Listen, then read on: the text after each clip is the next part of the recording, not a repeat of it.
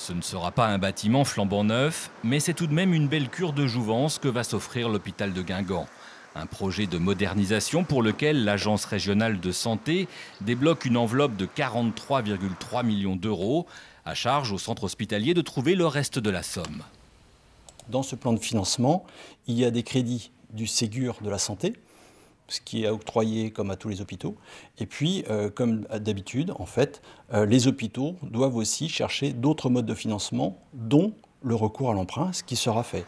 2 bâtiments vont être construits, mais pour l'essentiel, il s'agit d'une rénovation de l'existant, de gros travaux dont le montant s'élève à 101 millions d'euros. Une annonce saluée par les élus locaux qui restent tout de même vigilants.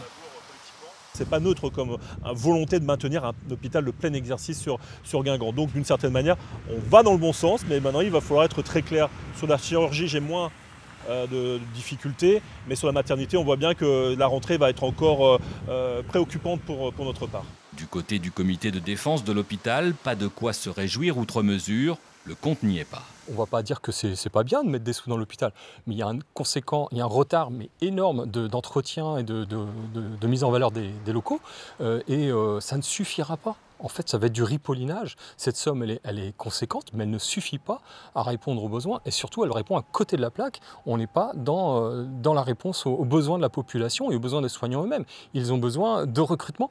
Et là, on n'y est pas du tout. Quoi qu'il en soit, les travaux ne débuteront pas avant 2 années, le temps de mener à bien les études.